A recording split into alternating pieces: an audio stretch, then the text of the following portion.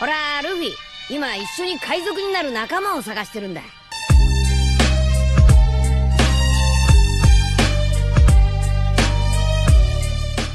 Hello guys, welcome to my channel The Wandering Zoro, your go-to destination for anime-related content. And if you're new here, don't forget to hit that subscribe button and turn on notifications so you never miss out on our latest videos.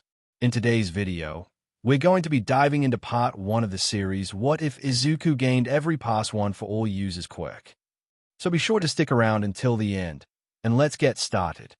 In Fake City Gamma, in late November, the sounds of panting could be heard in the deserted streets of the fake city, which was property of UA. Standing shakily on the street while sweating profusely was none other than Izuku Midoriya of Class 2A. The 17-year-old was training hard as per usual, trying his best to gain more control over his quirk 1 for all. To train himself, he had been using full cowling for the past 2 hours and just now finally took a break. However, that wasn't the only reason for his training as of late. Being a healthy young male, he had certain cravings like any other, but due to his closed and isolated life due to being quirkless until barely a year and a half ago, he had bottled it all up and started training hard to burn it off. However, recently it's been different. Something had changed, and for the life of him he couldn't seem to get that strange craving to go away no matter how much he trained himself into the ground. Even now he could feel it gnawing at his mental barriers. Shaking himself from his thoughts, he had his hands on his knees, leaning forward, trying to catch his breath. After a couple minutes, he had calmed his racing heart and relaxed his breathing. Feeling thirsty, he went over to his water bottle and phone. Grabbing the bottle off the ground, he drank the cold, soothing water that moistened his dry throat. After which he turned and picked up his phone to check the time. Izuku let out a grunt. It's 12 I trained for 5 hours on accident again. He sighed, slightly depressed, and wiped his face with his shirt. He set the phone back down and was about to turn and start doing some kicks, but all of a sudden the world became fuzzy. His vision started to blur, and he saw double of everything. Before he could think of what was happening, his entire world turned sideways, and he collapsed onto the street floor. Inside One for All, his eyes fluttered open, and he groaned with a hoarse voice. Sitting up on shaky hands, he tried his best to stand up, but was pushed down by an unknown force on his shoulders. Looking up, he blinked and tried to understand why the hell a woman's rack were hanging over his head and had his face was basically buried into them. His muffled scream of embarrassment rang out, which caused the woman whose rack he was face first in to chuckle heartily at him. Oh gods, is a riot. Toshi did a great job in choosing him. Toshi, thought Izuku, but then another voice rang out seriously. Nana. That's the criteria for a good successor of One for All? Not, I don't know, good muscles for the quirk to work properly and not damage him. Izuku scrambled and got out from under the melons, jumping away from the woman. In doing so, he got a clear look at the two plus the others around them. The woman he was now sure looked like a supermodel cosplaying a hero winked at him, making him blush. But he quickly got over it, and he looked over the others, inspecting them head to toe. They were all besides the one woman men in various heights and unique personalities. If their clothes were anything to go by, Izuku was unsure if he was in some sort of cosplay dream or something due to how strange this whole situation was. Who are you people? And where am I? He asked, still in his fighting stance. For a second he looked away from the group of unknowns to the world around them. It was a sort of void with different colors from blues to purples and deep reds. It was almost hypnotic, but Izuku turned away to look back upon the strangers. The supermodel stood up from her kneeling position where she had given him the famous lap pillow. The MLF giggled and formed a teasing smirk. Oh my, those are quite the thoughts rushing through your head. I knew young men were full of energy, but those positions you are imagining are some I've never even seen or heard of before. What she looks like? The greenette turned full on red and sputtered out a response. How did you read my thoughts? The woman giggled again. Well, to put it simply, where? The tall, bald-headed man cut her off with a boisterous voice. You're inside One for All, kid. Pretty snazzy place, huh? The man got a good heavy smack to the back of his head from the woman. It, Banjo. Don't interrupt me. The now known as Banjo growled and punched her in the stomach. Oh yeah. Well, how about you stop flirting with him like some sort of cradle-rubbing skank? The both immediately started fighting and wrestling on the ground, with the woman dominating the fight with haymakers and elbows to the man's nose and face. Izuku didn't know what to think, in all honesty. At one moment, he was training like usual to relieve stress and some of the energy he had been storing all of his life, and the next is inside of his quirk watching a super hot woman put a man almost twice her size in a rear naked choke. Yeah, this was a sort of chaos he was far too familiar with. He'd experienced such chaos for the last year and a half with Class 1A Turn 2A, and it seems even when he wasn't even around them, the chaos followed like a super bad and clingy ex-girlfriend. Sighing and facepalming, he sat down onto the floor and waited for the two to stop their fighting. As he waited, one of the other men came over to him and sat down beside him. Turning to the man, he got a better look at him. The man had a baggy t-shirt with white hair and red eyes and looked sickly skinny. The man glanced at him and smiled. "Hello, Ninth. It's nice to meet you. You can refer to me as Yoichi Shigaraki, or just Yoichi for short." Izuku nodded and gave Yoichi a handshake. "Nice to meet you, Yoichi-san. Can you explain what's going on as we wait for those two to stop fighting?" Yoichi smiled and gave a brief nod. "Sure thing. Well, this is new for all of us, so this kind of thing has never happened before. It's going to be more of a theory and our own collective speculation than anything, so take it with a grain of salt." The greenette raised an eyebrow but gestures for him to continue. Yoichi did just that and started explaining.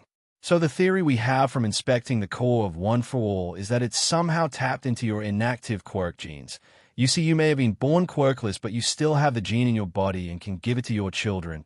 It's just not active for you." Izuku thought about it, and from the research he did on quirks, everything he was saying made some kind of feasible sense. But that left what the quirk was doing with said genes up to speculation. Yoichi, seeing Izuku turn back to him and waiting for him to continue, did just that. "So as I was saying, we think One for All has used your raw quirk genes to manufacture a brand new quirk to go along with itself. It basically used the raw extra genes as clay and formed it into something usable to help you use One for All at its full capacity." Wait. Are you saying I'm getting a new quirk that could have been mine in the first place?" asked Izuku, astonished and very, very confused. The white-haired man chuckled. "No, not exactly.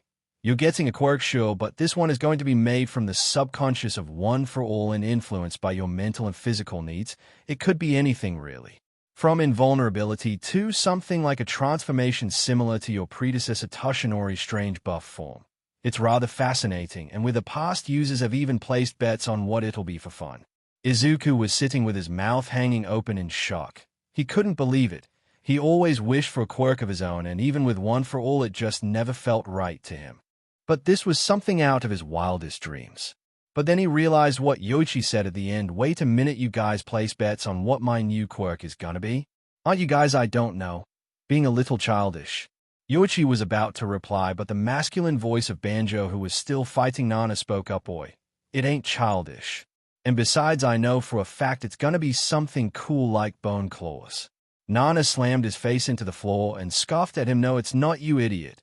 It's definitely gonna be a healing factor because he keeps breaking his bones all the time." The two started butting heads once again, leaving Izuku to facepalm. He groaned at his predecessors and turned back to Yoichi. "Okay.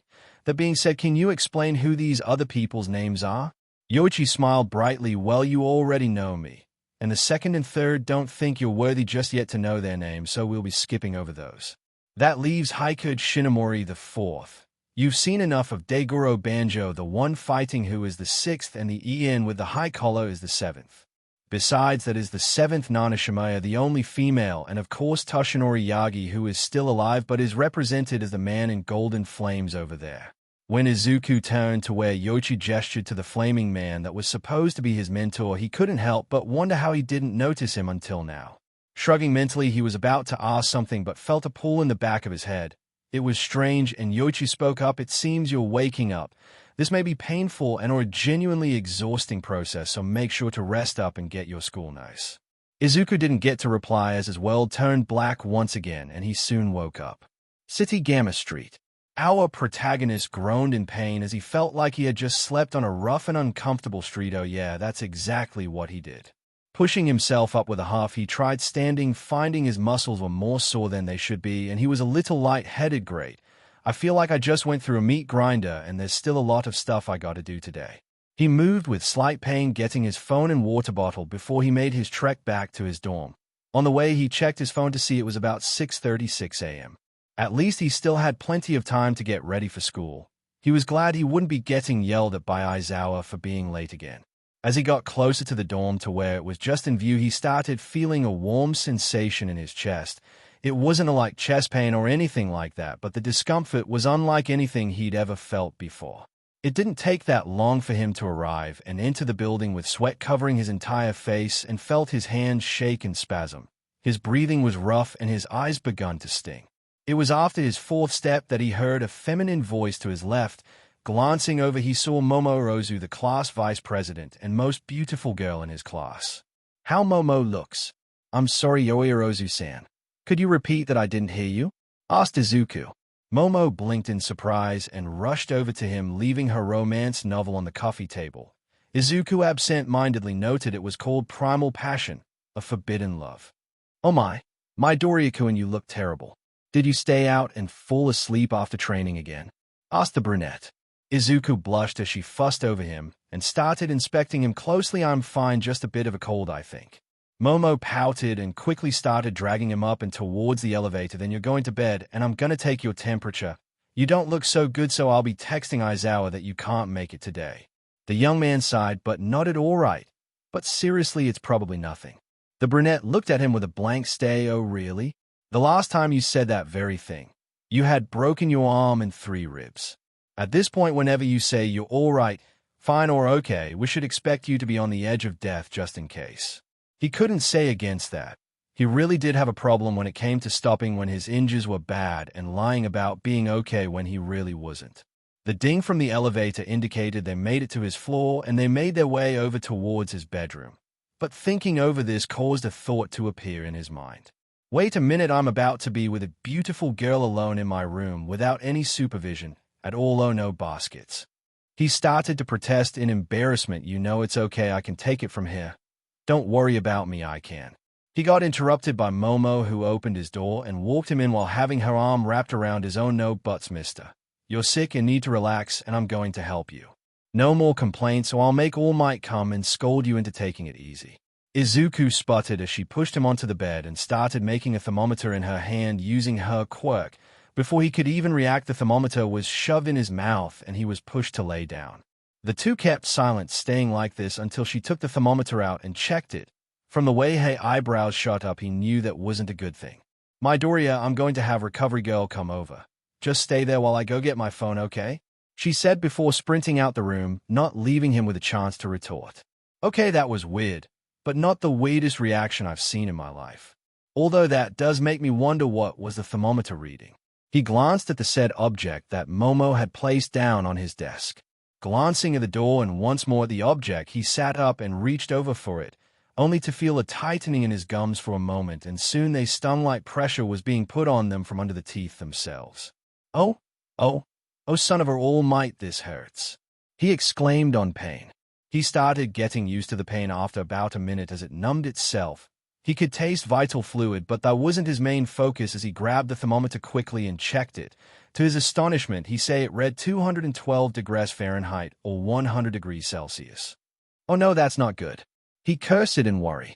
It was just then that Momo came in with her phone to her ear and a packet of ice in the other. She was talking to who he knew to be Recovery Girl from the familiar voice over the phone. "Yes, I don't know how he's even alive either. Yes, I will do that. Okay, see you when you arrive," she responded to the phone.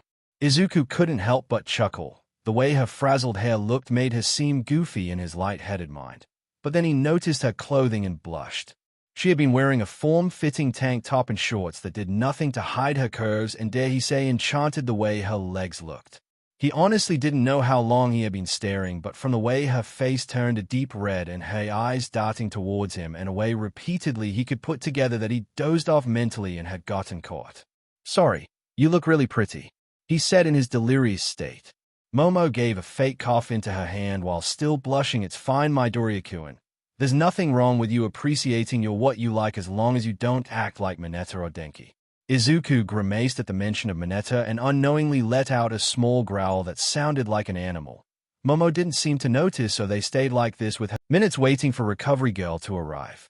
It was awkward to say the least, as Izuku couldn't help but admire the brunette's beauty, all the while she noticed and felt strange about it. It's not like she disliked the way his eyes roamed her body.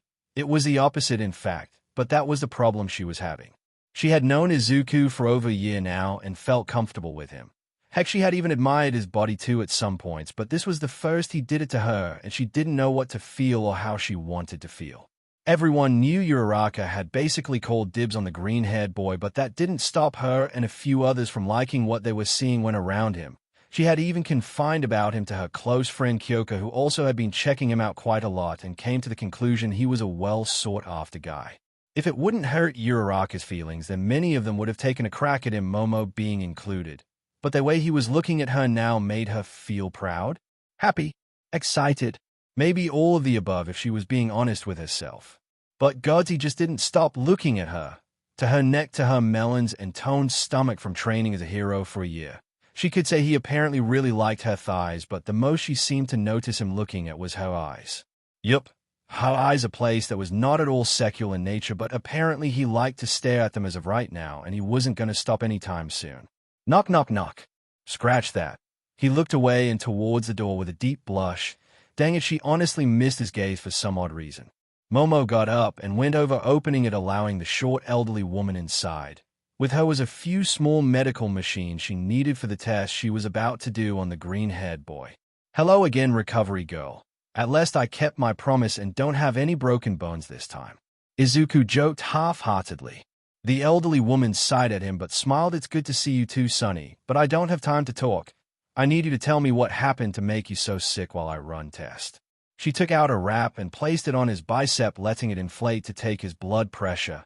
As she did that, he begrudgingly explained what he did last night while also explains how his quirk had done something and made him pass out. The last part made her worry, but the look in his eyes said it needed to stay secret as it was because of One for All. Thankfully, the elderly nurse understood and started asking how he was feeling and what he thought was happening to him. Izuku went on to explain the lightheadedness, sore body, pain in his eyes and teeth, and finally a strange feeling of hunger that was getting stronger over time. Recovery girl was honestly unsure from all of this and of what was happening. The tests she was doing weren't helping either. Turning to Momo, she asked, "Dear, can you get me some more ice packs and a glass of water for him?" Momo nodded and left the room, but before she did, she took one more war advance his way. Recover girl waited until she was sure Momo left out of range of hearing and turned to Izuku. Okay, explain now, or I start whacking you with my cane. Izuku gulped. Of course, I was training last night and suddenly passed out. I soon woke up inside One for All and talked with the past users. The first user explained that I may be getting a new quirk that One for All is making using my unused quirk genes that didn't activate when I was younger. They said it would hurt and I'd be exhausted, but this is like nothing I'd imagined. Recovery girl went wide-eyed and started to search her doctor's bag until she got what she was looking for. She turned to him with a syringe in hand and spoke, "All right, I'm taking a vital fluid sample and I'm going to my office to use my machines there. This will tell me what kind of quirk you're manifesting and some of the aspects of it, but I can't do anything for the pain and fever. I'm sorry, but the best I can give you is over-the-counter pain meds for you to sleep this off." The ninth grunted in pain but replied, "It's fine. I can power through this." Chio gave him a saddened look as she drew the vital fluid and finished storing it right. As Momo arrived, "Recovery girl, I brought the things you wanted." The woman nodded and placed it away, and taking out a bottle of pain meds, she took the water and gave them both to Izuku to take. He took the pills easy enough, and Recover girl turned to Momo, speaking to her, "Urozu dear, I'm going to need you to stay with him for the rest of the day. I'll be telling Aizawa about his condition and that you both will be excused. If anything happens, please contact me while I'm in my office going over his work." Momo gave a worried nod and went to his side to sit at his desk looking over him. Izuku at this point was too drowsy to be embarrassed or flustered at the idea of a girl staying with him in his room all day. He was too out of it. Recovery girl gave them a short goodbye as she rushed back to her office to test what quirk he was now showing signs of exhibiting. She was honestly curious what kind of quirk would have such a rough emergence when first awakened. Time skipped 30 minutes. After a while of Momo waiting at his bedside, Izuku had fallen asleep, and she couldn't help but stare at his bedridden form. The twitching of his muscles and facial features every very minute made her heart sink every time it happened. Even when asleep, he was in pain, and it worried her to no end. She was so distraught she didn't notice when her hand moved on its own and enveloped his in a tight embrace. They stayed like that for about another hour, and in that time Momo had fallen asleep with her head on the bed. That was until she heard a knock on the door. Thinking it was Recovery Girl, she got up and went to open it, only to come face to air, well, more like face to very short person, as Mineta had been the one to knock on the door. The two looked at each other blankly until the midget looked past her and at the sweating and panting form of Izuku. Now it wouldn't be impossible to misunderstand the situation, since Momo was looking disheveled with her roughed-up hair, clothes wrinkled from falling asleep, and the stress she had gone through making it quite easy to misunderstanding. With his beady little eyes growing to the size of plates, Mineta screamed for the whole dorm to hear. Oh my god, Yuriorozu and Midoriya are doing it. And just like that, the situation went from 0 to 100 in less than 30 seconds, as immediately 4 figures came crashing into the hallway from the stairway or the rooms on the current floor. Uraraka was the first to arrive, which confused Momo because Uraraka had the farthest room from Izuku all the way 2 floors up, and on the opposite side of the stairs an elevator. Said brown-haired girl stared into the room with a shocked face and turned to Momo with an accusatory glare. Ya dang harlot. Who do Ya think you are to take my Deku-kun? Before Momo could even gasp, Ida came drifting in while chopping the air. Uraraka, that is highly inappropriate. However, Yorozu, this is even more inappropriate and very unbecoming of the vice president. Momo was about to say something again, only to be cut off for the second time by Kaminari Holy Creaming Wheat Cakes. Midoriya is the first of us to get laid, and it was with the hottest girl in school to boot. Okay, Momo was starting to get irritated now. If someone interrupted her one more time, she was gonna. She'd thoughts were cut off by the bomber of Class 2, and what the hell is this all about? No way Deku got laid, especially not with crafting table of all people. With one of her eyes twitching, Momo crafted a baseball bat from her forearm and started to pat her hand with it, causing a couple of them to back up. Okay, there seems to have been a misunderstanding here, but even if there wasn't, you all should shut up and go about your business without yelling like a bunch of dumb, immature children who don't know when to keep your mouths shut. Now everyone minus Bakugo backed up fully. Saboy didn't care for her threats. Who cares? Deku is still a version and will always be one. The only guy getting some around here is me. The vice president didn't get time to retort as a growl was heard from behind her. When she turned, she saw Izuku towering behind her without his shirt on, showing off his toned torso that was covered in sweat. But that wasn't all, as his face was in the form of a scowl and his eyes shined a bright sky blue color that she found beautiful. But his teeth clenched as he looked upon Bakugo, causing the boy to glare back. What is it, nerd? Can't handle the truth that you'll never get some from a woman and you'll die alone while I'll be drowning in it. Izuku's glare turned up to 11 as it looked straight up murderous, as his teeth were visibly sharp and his nails dug into his palm, drawing vital fluid. Kakin, why don't you go talk about your fantasies to someone like Kirishima, who for some reason cared to listen to them, and leave? Bakugo's hands started popping with mini explosions as he got in close to his rival to the point they were glaring each other down. But unlike all the times before, Izuku didn't back down and instead growled once again, but more guttural and feral, sounding like it came from a beast and not from a mortal man. Bakugo and the others were surprised by this, but before the situation could escalate, Momo stepped in and grabbed Izuku's arm and placed it in between her rack unconsciously. Izuku, it's okay. Let's get you back to bed. You're sick and need rest, like Recovery Girl ordered. Izuku stayed glaring at Bakugo for a solid couple of seconds before turning away and started going towards his bed. Okay, I'll do as you ask, Momo. The brunette smiled at this and didn't even notice the slip of calling him by his first name, or him calling her by her first name, which the others did. But before Izuku could get too far, the Mad Bomber said one last remark that made him angry to the point he almost snapped. Oh, you need your little bimbo girlfriend to help you win fights. I bet she even holds your PP to help you take a leak too, doesn't she? Probably shakes it for YA too, he said mockingly. Izuku's teeth became pointed and his eyes became silted and glowed so much the others took notice when he turned, and with all his hate he glared at the blonde one that spoke bad of Momo. Before anyone could react, his arm shot out, grabbing the blonde's neck in a tight hold, and he dragged him into his face. Izuku's eyes. Say something bad about me all you want, but do that to her and I'll tear your throat out and see how much you bark then, he said in a dark, deathly tone that made shivers go down their spines, minus Momo. They were all taken aback by this, but not more than Bakugo, who for some reason felt a sort of pride in his rival for finally standing up for himself. After all, they had gotten over their grievances a long time ago, and they usually did this cat and mouse thing. But now that it had a change of pace, the blonde found it amusing. However, what happened next was an even bigger surprise as Momo glared at said blonde with hate and protectiveness in her eyes. Bakugo, I think it's time for you to leave. When he turned to look at her, he saw the same shining eyes as his rival but in a red color and even more venom in her voice. Her eyes. Bakugo didn't say anything and just left after Izuku let go of him. This left the rest of their classmates to leave or stay there too stunned from how Izuku threatened the blonde to move. Momo, taking charge of the situation, started to explain, okay, as I said previously, Izuku is sick and needs to stay at the dorms today under Recovery Girl's orders, and I've been tasked to stay and keep watch over him. Kyoka, can you take notes for me while I'm here? Said Rocket Chick, snapped out of her shock and nodded sure thing. But before I go to class, can I just say that was single-handedly the hottest thing I've ever seen in my life. Gyro, Kyoka, yelled out Uraraka and Momo in unison before looking and glaring at each other. Momo sighed and closed the door, much to Uraraka's agitation. Said brown-haired girl grumbled some curses under her breath as she walked off towards her room, leaving Kyoka and unsurprisingly Mina and Toru. The Rocket turned to them and asked, I wasn't wrong, right? Mina and Toru gave blank nods, and the pink-skinned alien responded, nope. That was 100% full-on daddy energy right there, and I'm all for it. Her faithful invisible companion agreed, yep. Hottest thing I've ever seen, and did you see his eyes turn blue? I don't know what that was about, but it was freaking hot. The group of girls agreed with each other before they all moved on and went to get dressed for school.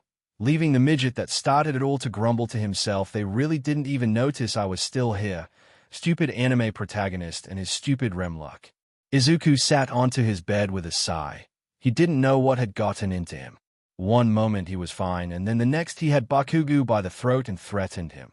But what was worse was the stupid hungry feeling had gotten worse, and he could swear he was salivating now that he was alone with Momo and had adrenaline in his veins. Speaking of Momo, she had sat down next to him and started complaining, who does that jackass think he is? Why wouldn't I sleep with you?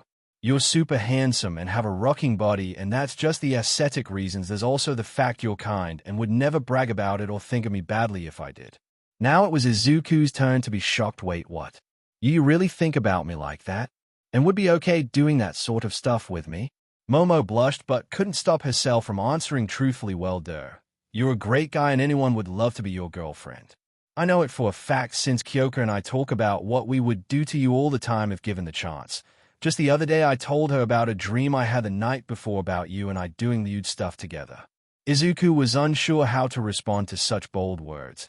If this was a year ago, he would have fainted, but with so much interaction with girls since he came to UA, he had gotten over that problem. But before anything could be said, he felt a warmth rush over his body, and his mind went blank for a moment. Like a whirlwind, his body felt all sorts of emotions, and his mind triggered something. Momo almost felt like crying since after her proclamation of her feelings, Izuku had stayed quiet, not saying a word for over 5 minutes. But as her tears began to fall, he lunged and tackled her onto the bed, mounting her. Her heart skipped a beat and her face became flush. Izuku, what are you? She couldn't continue as Izuku's mouth connected with her own. It surprised her, but her mind became hazy as his tongue parted her lips and entered her mouth. This kiss turned into a full make-out session, making her eep in surprise. However, as the kiss progressed, she felt his hands roam over her figure, from her wide hips to her plump chest. His hands dug into her. She couldn't help herself and dived into the kiss, and Izuku stopped to look at her. It was then that she noticed his blue glowing eyes that bore into her own, completely replacing his old green ones. She didn't know why this was happening, but didn't stop it from happening as her own hands dug into his back, her nails digging in and scratching it up, leaving her mark on him. Izuku, in his lust-filled haze, went to her neck and bit into it. The shriek she let out didn't stop him, and only made him go even farther, tearing her tank top off and throwing it to the side. There was no stopping them from going further, as they were too lost in each other, and their hormones had skyrocketed. It didn't help that the concrete walls absorbed sound for those who had amazing hearing like Kyoka and Shoji, who wouldn't be able to hear them and end up stop them before they crossed the line. A couple hours later, Chiyo Shuzenji had just gotten the reports back from the blood analyzer, and being shocked would be an understatement. From what she was reading, this had to be the most intricate quirk she had ever heard of. Not only did it strengthen and make the muscles more elastic, but it gave Midoriya a healing factor that was, by her calculations, healing his old injuries. The arm he had nerve damage and was mostly healed by this point, like it never happened except for the scars to show it did indeed happen. But that wasn't all. From further inspection, his instincts were improved to the point they were better than any animals. And speaking of animals, some of his genetics showed signs of a canine of some sort. She wasn't a zoologist, so she couldn't tell what kind it was to be exact, and would need to contact a friend of Hayes for a better reading.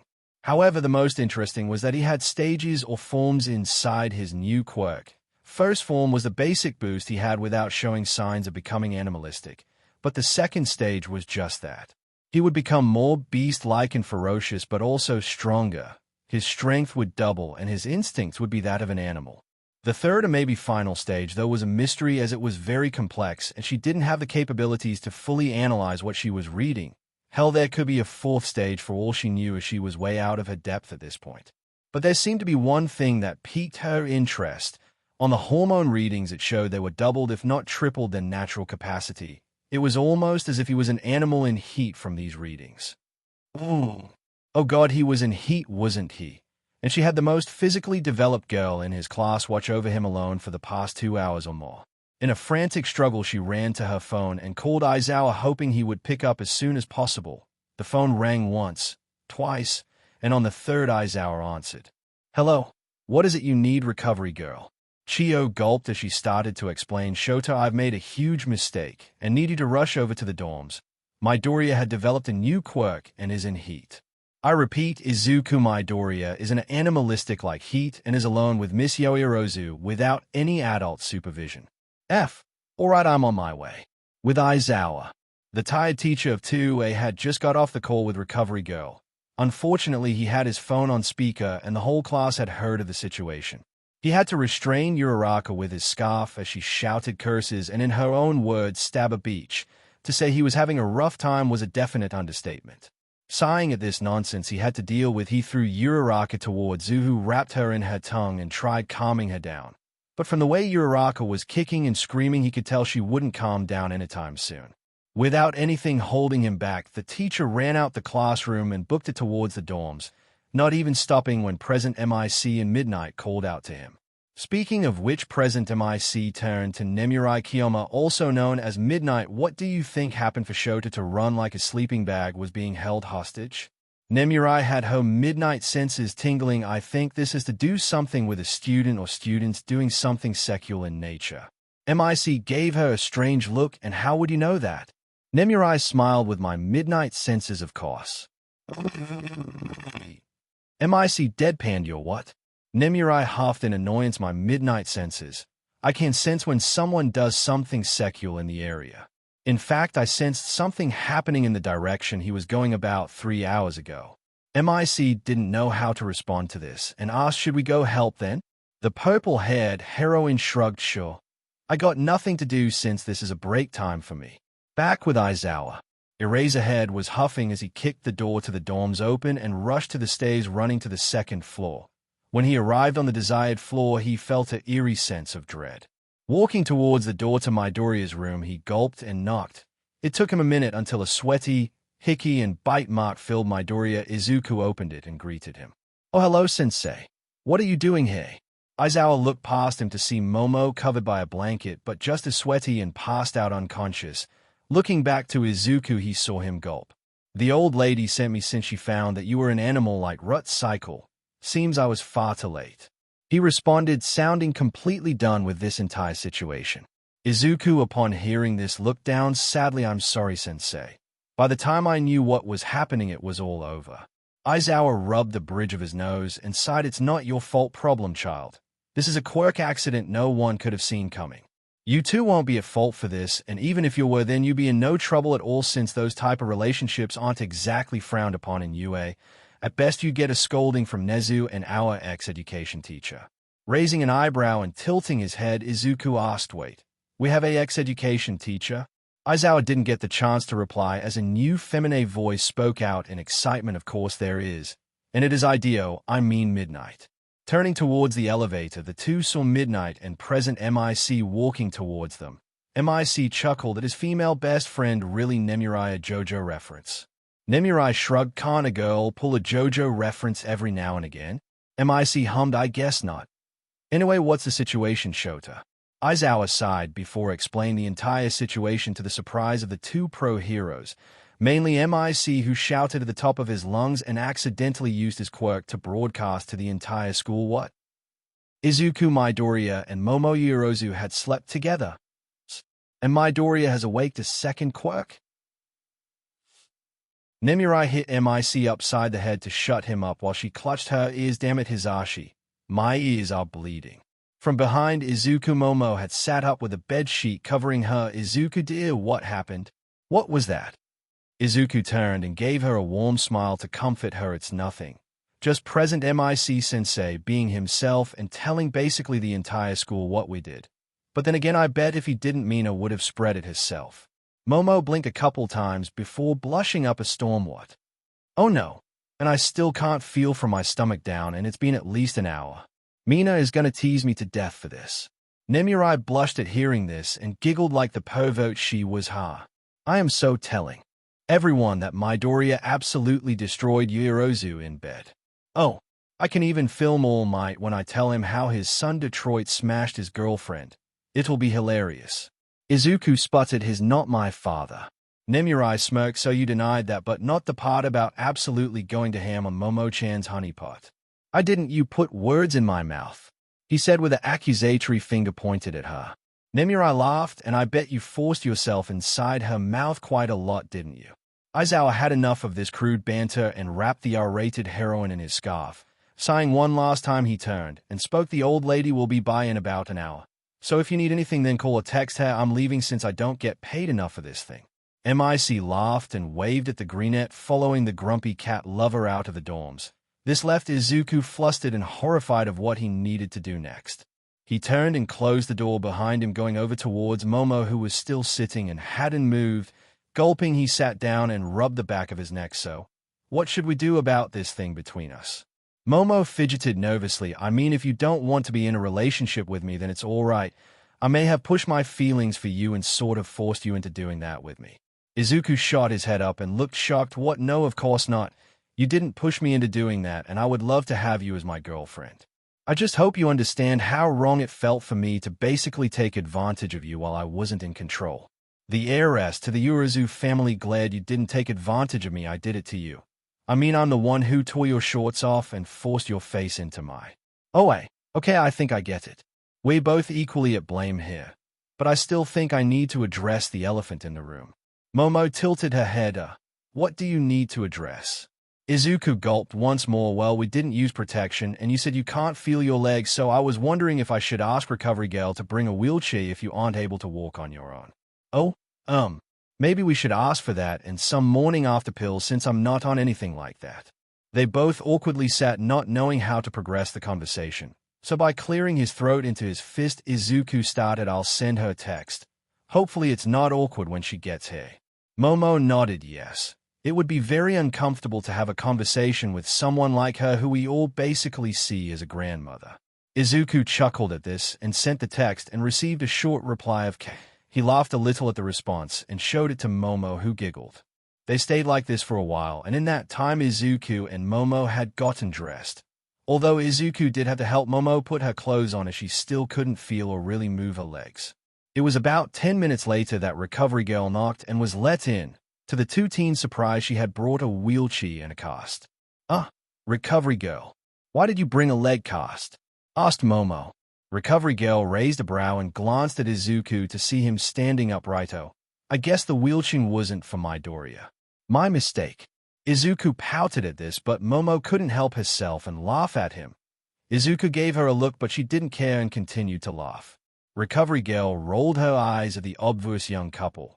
Looking at Momo and seeing her still sat in bed, she had to ask, so the wheelchair is for you, young one? He didn't hurt you or anything, right? Momo stopped laughing to blush. He didn't hurt me per se. More like bruised my spine, as he takes a quick glance at the bed, which had a few pieces sticking out in odd ways. Broke the bed. Recovery Girl felt awkward hearing this, but hid it using her years of being a professional doctor and knows, be that as it may. Are you in any pain, dear? It took her a second to try and feel her body, but when she did, she just felt sore. No, nothing more than sore muscles and a little discomfort in my nether region. Recovery Girl nodded and gave her some pain meds. Then it sounds like you should probably be fine by tomorrow or the day after. This usually happens when a woman has her first time, but apparently this idiot was too big for you to handle, so that doesn't help the situation any either.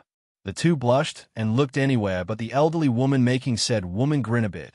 After a second to look through her doctor's mag, Chio gave Momo some morning after pills and took out her clipboard.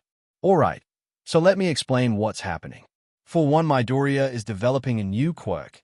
This quirk is a transformation type that also has passive effects.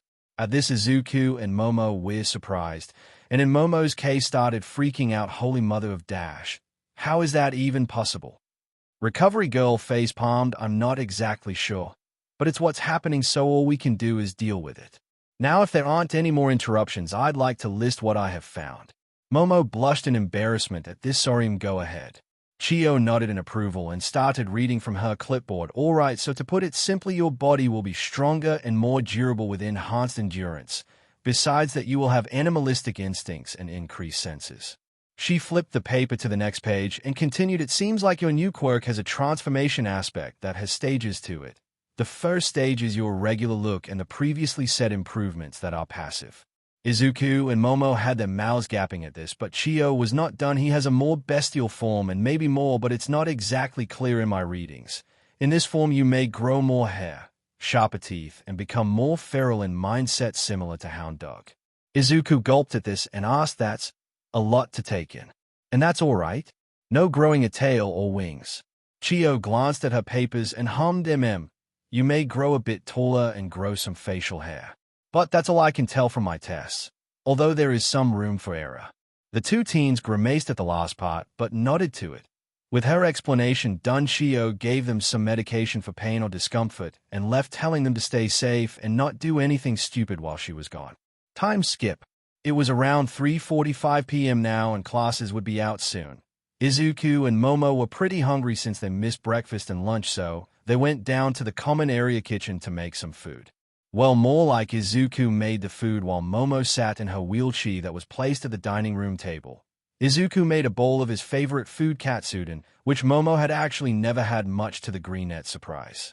At hearing this, blasphemy caused him to pull out all the stops and make it just like his mother to make a good impression. It took about half an hour, and it was about when the others were arriving that he handed Momo her bowl. Izuku heard the voice of one Shoto Todoroki and turned to said teen, Midoriya, why is Yorozu in a wheelchair? Also, did you make soba? Izuku started to sweat nervously as he answered, she's heard is all. But Recovery Girl said she'd be fine by tomorrow or the day after. And no, I didn't make soba, but you can have a bowl of katsudon if you'd like. Shoto gave small nod, moving over to the kitchen to get some. This left Izuku and Momo sitting by themselves to eat their food until one of the others came over, which by the looks of it would be Mina, Toru, and Kyoka. The pink alien smirked as she wiggled her eyebrows. So, you, Momo. It seems our small green beast has ravaged you to the point of not being able to walk. Am I correct in thinking this? Momo blushed but steeled her features. I don't know what you're talking about, Mina, but you've definitely got the wrong idea. Mina smirked even deeper, and the announcement earlier by MIC-sensei was false. Don't play like that, Momo-chan. Just give us the details already and we'll be on our way. The heiress blushed more and looked towards Izuku for help, but said boy was having his own problems from the glaze he was getting from both Kaminari and Mineta, and surprisingly enough from Akiko. He didn't understand what he did to make Akiko angry with him, but from the way she was glaring he knew he did something really bad to upset her. Wonder if Akiko's angry at me for what I did to Momo? I just hope she doesn't think I hurt her on purpose or anything. Thought the future #1 hero. As more and more of the class entered, Izuku noticed they were all giving him strange looks. Some were, but that was mainly from the guys, and the girls were strange. They were blushing and wouldn't stop talking to Momo and asking things he couldn't exactly hear. However, by the way their faces turned a deeper red and looked at him while giggling, he could safely say he felt like he was in danger. It was only a few hours since the class arrived back to the dorms after classes had been released, and Izuku could fully say he was having a bad time. From having the guys badger him to the girls' weird giggles when he looked their direction, it was all starting to irritate him, which in itself made him feel strange since he was never someone easy to anger. He could only conclude it was his heightened hormones or something and assume he was more emotionally driven from his animal side. But if that wasn't bad enough, he had to deal with Akiko glaring into the back of his skull. Okami, he was irritated enough he just wanted to march over towards her and kiss those plump pink lips of hers to make that glare go away. Okay, maybe he was also getting excited even after a few hours of doing it with Momo. But he couldn't help it. Being in heat means he wants to do it a lot, and even now he couldn't help but glance at a couple of the girls with a heated look. Jiro's thighs, Okiko's lips and hips, Mina's horns, Zu's tongue, and finally Taurus's full frame being shown through her floating clothes. It was all just so much, and that was without mentioning Momo. He just could not look at them. They were all just too attractive. It was hard not to openly drool at them. Unlike Izuku, a certain two perverts were openly gawking at the girls and even drooled in the case of a certain grape-haired boy. Izuku, at seeing them perv, openly growled deeply while his fingernails lengthened and cut into the table he was sitting at. It was only when he noticed his actions did he stop and have his claws retract. He was surprised at the claws but realized it was probably something new from his awakening and he'd just have to get used to it. Sighing to himself, he looked towards Aizawa, who had just came into the dorms, and made a beeline towards him. Izuku could only sit and think, well, this could either be very good or very bad. In a few steps, Aizawa was in front of him, and by the usual annoyed face, he knew it had something to do with Nezu. Okay, what does Principal Nezu want now? The tired teacher smirked, very observant. And yeah, it's the rat again. He wants to speak with you about something in his office, so head over there. Izuku gave a nod and replied, sure thing, Aizawa-sensei, I'll head over now so I won't be too late for dinner. Aizawa gave a tired nod and skulked off back from whence he came, leaving Izuku to get up and go out the dorms, but not before giving Momo a wave and a smile, which she returned with a blush. He walked for a while, seeing a few clubs going about their after-school activities. A little after 5 minutes of walking, he was about to turn down a hallway leading to Nezu's office where he bumped into someone at the turn, causing the other person to fall down. Oh, I'm sorry about that. Here, let me help you up, he said while offering a hand. The woman took it and was pulled up. Thanks. Sorry about that, got lost since it's been a bit since I've been here, and the people I was with, well, I sorta ran ahead of them, so when I realized I was lost I didn't have anyone to help me out. So could you direct me towards the rat's office? Izuku, realizing after a second who she was talking about, and snorted, sure thing. I'm actually going there now, you are pretty close to, so just follow me. The woman smirked, kinda reminding the green-haired boy of his explosively blonde classmate. But shaking that thought aside, he heard the woman speak while holding her chin. I don't think I introduced myself, did I? Oh well, I guess now is the best time as any. Name's Rumi Usujama, also known as the new up-and-coming rookie hero Miruko. What she looks like? Hell, I forgot I found this art. Izuku gave a nod and smiled back, cool, I thought I recognized you. You're currently number 10, right? Miruko nodded. Yep. Although the new rankings are coming up soon, so maybe I'll be higher. Nice. So what did you need to see Nezu about? Asked the tall wolf boy. Rumi shrugged. Nothing much. He said something about helping a kid out with his new mutation to his quirk or whatever. But I'm mainly the person going to help them control their instincts in battle. That's all I'm here for, unless the kid wants to spar, which if they're strong enough maybe I can get a good workout in while I'm here. Izuku couldn't help but at this and think that it sounded pretty similar to his situation. But he couldn't exactly focus due to how hot the woman next to him was. From her toned and thick with 3CS thighs and her powerful stride, it was all doing things to his hormones, and that wasn't accounting for the sweet scent coming off of her. Rumi Usama wasn't far behind from Izuku's thoughts. She could tell Izuku was strong by the primal presence he emitted, and when looking at his strong frame and wide shoulders she could tell he was strong. But even more than that were his pheromones. Jesus, this dude's an alpha if I've ever seen one, which unfortunately I haven't, but this feeling I'm getting and all the strong pheromones I'm smelling are telling me he is. Her sorta reminds me of the kid Nezu was talking about, and he did mention he was going there right when I was going there to meet the kid. Oh, here's the kid. I should have connected that faster if I'm being honest. Thought Rumi. Izuku and Rumi made it to the office and knocked. After a few moments of waiting, they heard a small enter and did just that. Principal Nezu, you called for me? Inquired the teen. Nezu looked up from his computer and adjusted his tie. Yes, and it seems you have arrived and even brought one of the people I wanted to introduce you to. Izuku perked up at this and turned to Rumi. She gave him a small wave and he turned back to Nezu. And why would I be meeting her and a few others exactly? The rat chuckled at the question. Oh, it's quite obvious, I believe. Since your newly awakened quirk arrived, I contacted a few people I believe could help you in controlling your new instincts and urges. Izuku grimaced a bit at the last part already, knowing he failed in that regarding when it came to him and Momo. Yet unknowingly his tenseness was noticed by Rumi and Nezu, but they didn't pry on it. Okay, yeah, I could use some help with that. So who else besides Miss Maruko will be helping me? Izuku asked. Mako rolled her eyes at being called Miss. Okay, first off, drop the Miss part. I'm like 3 years older than you, so just call me Mako, or even Rumi if you want.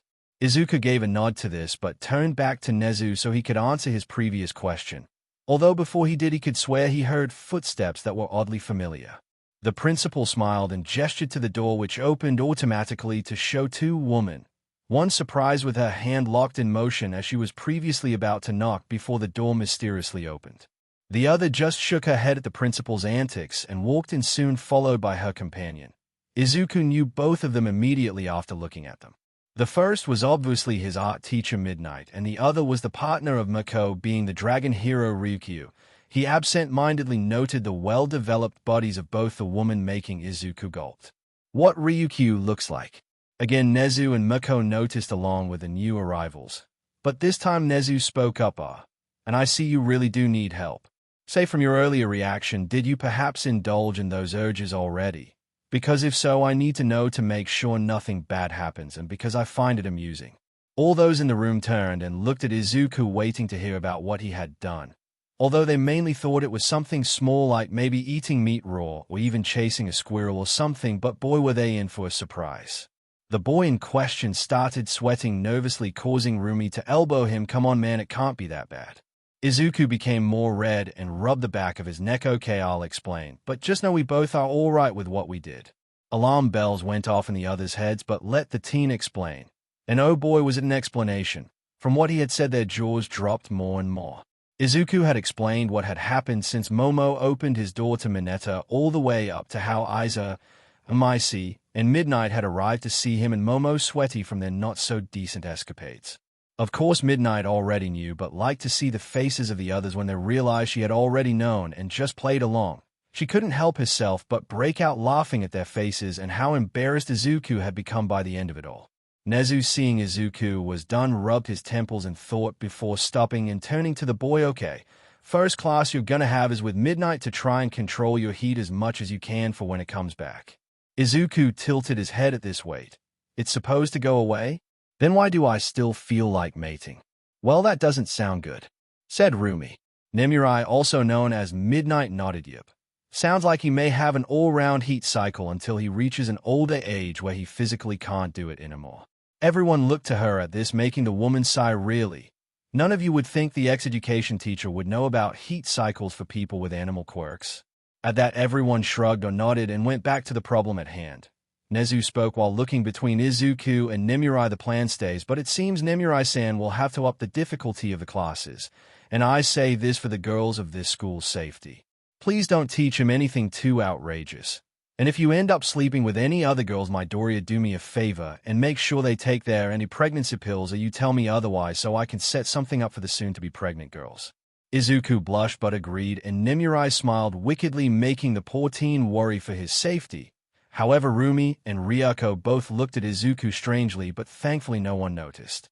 Rumi leaned into her friend and whispered quietly, you think he may be the one for us? You know, with how hard it is to find a male strong enough and be an alpha at the same time, he may just be the perfect match if we play our cards right. Ryuko merely hummed in thought before saying her piece. I think is the most likely partner for us. But from how he described this Momo girl, we may end up sharing him with her and maybe a few others, since Nemurai seems pretty interested too. But we both know we won't have a problem with that since we're both bi. Rumi nodded at that. Sure, but is it me or has he grown like an inch since we got here? The draconic woman tilted her head looking at Izuku as he was getting the rundown about his new classes with the tree woman, and Ryuko could swear he did in fact appear taller, and was it just her or did he now have 5 o'clock shadow on his face? Ryuko was never one for caring for others' personal space, so when she walked over and grasped Izuku's face and leaned in close to inspect him closely, obviously the teen blushed and got embarrassed at how close she was and the smell of her smoky perfume entering his nose. Ryukyu-san, can you release me please? Ryuko didn't respond as she looked at the hairs quickly growing on his face. She also looked at his eyes that appeared to glow a soft blue color that reminded her of the sky. Yep, he was definitely the one for them if his eyes could be so alluring.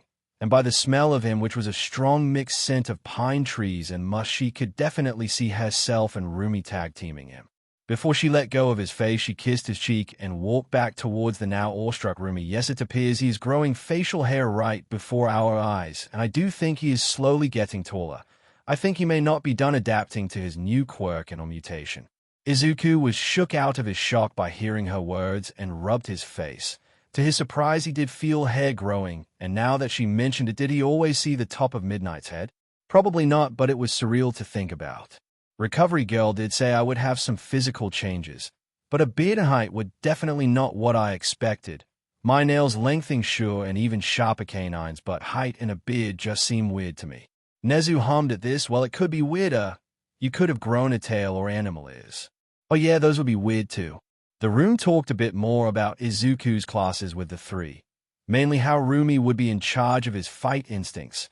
Ryuko would help him with choosing to use one enhanced sense over another, and finally memorize lust lessons as she named them. Once it was all over, Izuku left and put an alarm for 9 a.m. for his first lust lesson. Kemi, please don't let Mineta learn about those or he'd never hear the end of it. He walked the halls until he realized he had gone the wrong direction and instead was heading in the direction of the support department studio. On thinking it over, he decided to go and see Mai to tell her about his suit needing to be resized. A few steps later, he was at the door of the studio and braced himself as he opened it. Surprisingly enough, it didn't explode as soon as he touched the handle. He smirked at this turn of luck and turned the handle, only for the door to explode in his face and send him flying onto the floor.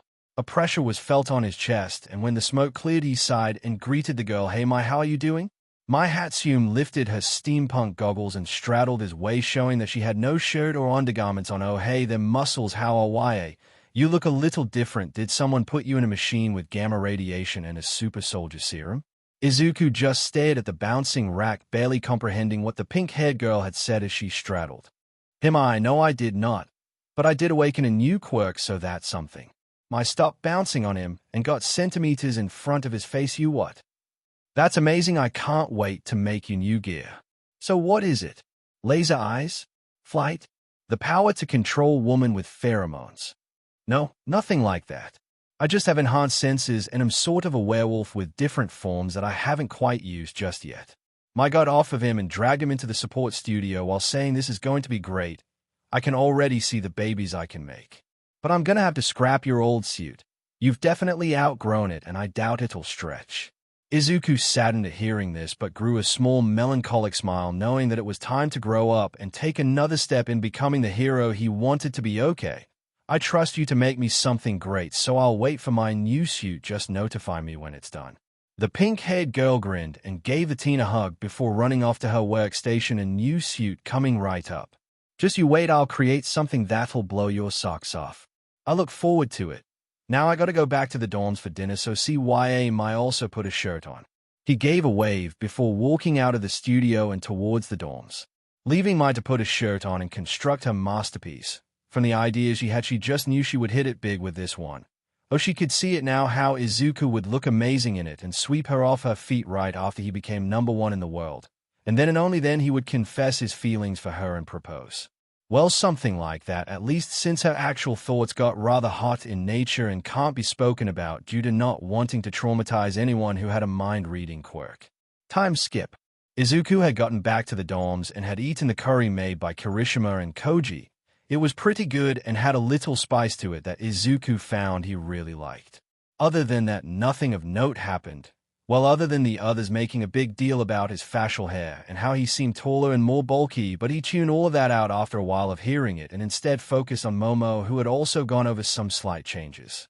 She had grown a few more inches and her eyes seemed more attractive and caught the light more, making them shine. He also couldn't help but notice a few lumps of hair on her head that looked like she had it messed with. He didn't understand it, but he wanted to scratch those hair lumps for some odd reason. But he pushed that urge aside and instead spent the rest of the evening with her, talking about setting up a date between them in a couple days.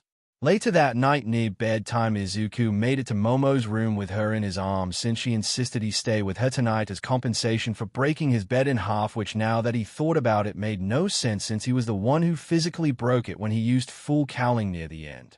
However, he ignored that stray thought and entered the room of his girlfriend. Were they dating? They did plan a date, but he didn't remember if he asked her to be his girlfriend or not.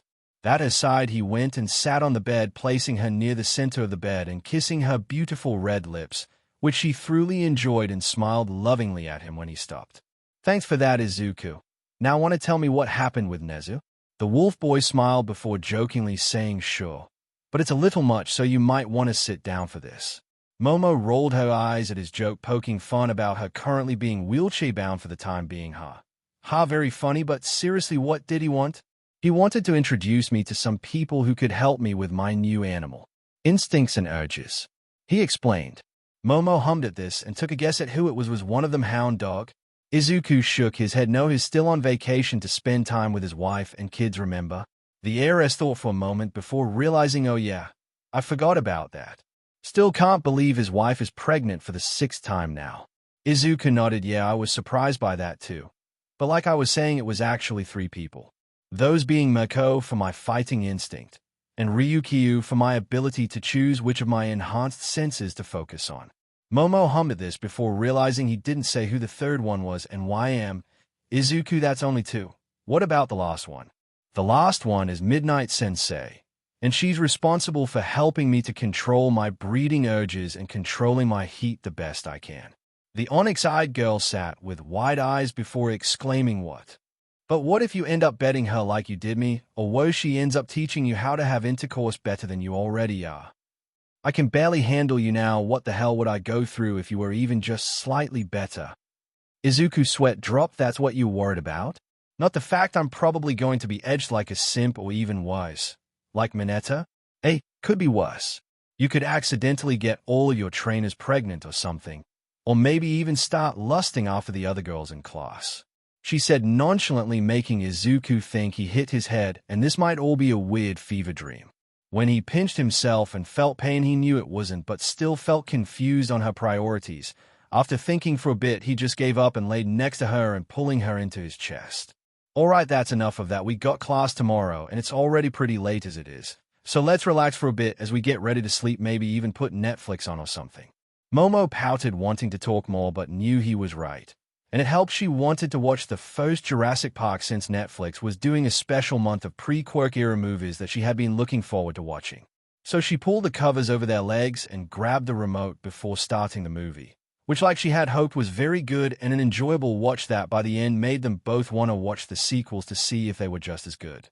But that was for another day, most likely tomorrow, as they needed to go to bed. Good night, Momo. Good night, Izuku. The heiress replied back with a smile, snuggling herself deeper into Izuku's chest.